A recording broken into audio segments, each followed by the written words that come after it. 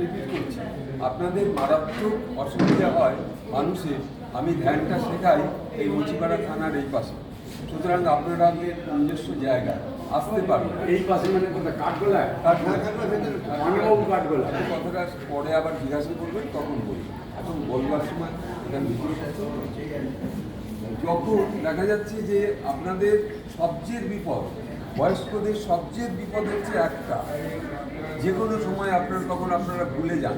রাত্রিবেলা বাথরুম যাওয়ার আগে বিছানা থেকে উঠলেই 1 সেকেন্ড অন্তত বিছানায় বসবে, 1 সেকেন্ড পা ঝুলিয়ে বসবে, 1 সেকেন্ড দাঁড়াবে, 1 সেকেন্ড হাঁটবেন।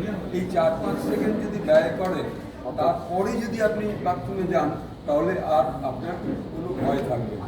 কিন্তু যদি আপনারা ওই সময় ছুটে ছুটে চলে যান, যেতে যেতে হয় কি শরীরটা টলমল হয়ে যায়, নার্ভটা, তখন সমস্ত শরীরের ব্লাডটা ওই মাথার মধ্যে গিয়ে ধাক্কা মারে, ফলে বাথরুমে গিয়েই আপনাদের পড়ে যেতে, আর পড়ে গেলে তখন চট করে কাউকে পাবেন না কাছে। সেই জন্য এই সতর্কতাটা বিশেষভাবে মনে রাখবেন। আর দ্বিতীয়টা হলো, যখন রাত্রিবেলা ঘুমাবেন চেষ্টা করবেন অন্তত খাওয়ার আগে একটুখানি অন্তত 50 পা হাঁটাহাঁটি করবেন ঘরের, পারলে পারে 100 পা হাঁটাহাঁটি করবেন ঘরের মধ্যেই, হ্যাঁ। অথবা যদি না পারেন হাঁটতে, অন্তত আধ ঘন্টা বসে থাকবেন, বসে হাত পাটা নাড়ালেন, পাটা একটু দোলালেন, তাহলেও হবে।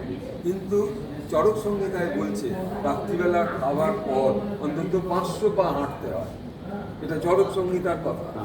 তা এই সংহিতায় বলছে যে 500 পা হাঁটা উচিত। তা 500 পা তো আপনারা হাঁটতে পারবেন না, সুতরাং ওই বসে বসে যতটুকু সময় কাটাতে পারবেন, পারলে পারে 50 পা, দরকার হলে বিছানা ধরে ধরে, কাঠের জিনিসটা ধরে ধরে, কাঠের হ্যান্ডেলটা ধরে ধরে ঘরের মধ্যে একটু পায়চারি করে নিলেন, নিয়ে তারপরে ঘুমোতে। এবার সকালবেলা যখন ঘুম ভাঙবে, তখন উঠবেন কিভাবে? উঠলেন, উঠে আগে একটু বসে গেলেন, একটু বাবু হয়ে বসলেন, বসার পর আপনি প্রথম প্রণাম করবেন প্রকৃতিকে, পৃথিবীকে, সূর্যদেবকে, হ্যাঁ, প্রথম প্রণাম করবেন। কারণ এই পৃথিবী আপনাদের রেখেছে, শরীরটা রেখেছে ডিভাইন, এই ডিভাইন শক্তি আমাদের রেখেছে, সুতরাং প্রথমেই প্রকৃতিকে প্রণাম করবেন, প্রকৃতি মা। যদি কিছু মনে না থাকে, শুধু বন্দে মাতরম বলবেন, তাহলেও হবে। বন্দে মাতরম যদি কথাটা উচ্চারণ করে, তাহলে পরেও ভারত মাতাকে প্রণাম হবে, প্রকৃতিকে প্রণাম করা হবে, মানুষ সমাজকে প্রণাম করা হবে, সমস্ত বিপ্লবীদের প্রণাম করা হবে। এই প্রণামটা করবেন, তারপর প্রণাম করলেন সূর্যদেবকে।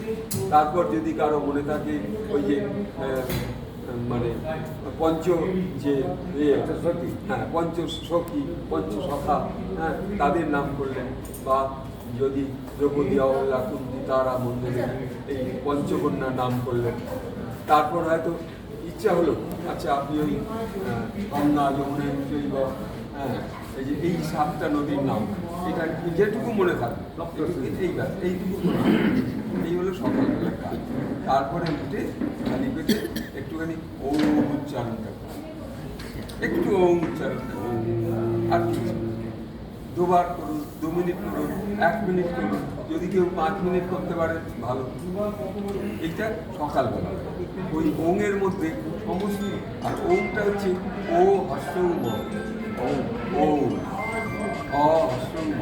কিন্তু কেউ উচ্চারণটা যখন ওম করবেন, তখন অ হস্যৌম এইভাবেই অনেকে আসবে।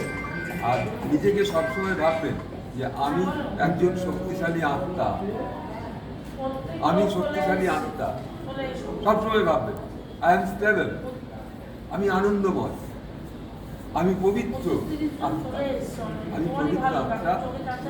বিশ্ব, এই পৃথিবী, আমি আরও মানুষের জন্য কৃপা সাধন করতে চাই, মানুষকে সেবা করবার মন রাখতে চাই। সেই জন্য তুমি আমাদের, সেই জন্য সবসময় ভাববেন আমি শক্তিশালী আত্মা, আমার কোনো রোগ নেই, আমার কোনো ব্যাধি নেই। আর কখনো বিশ্বাস করবেন না যে নিজেদের রোগ আছে, কখনো বিশ্বাস করবেন না। শুনুন, কখনো বিশ্বাস করবেন না যে আপনার কোনো রোগ নেই। আপনি সুস্থ, আপনি সবল, আপনি আনন্দময়, আপনার কেন বিপদ হবে? কোনো রোগ নেই, আপনার নেই, এইটা ভাববেন। যে আপনার রোগ নেই।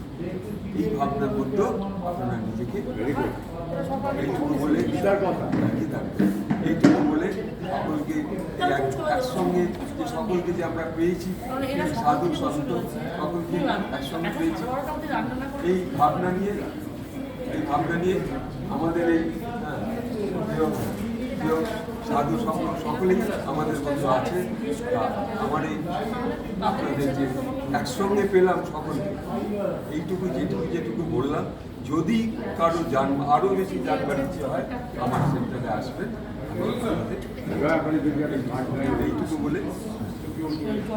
এইটুকু বলে সকলকে আমি আমার শুভেচ্ছা ভালোবাসা জানিয়ে এখানে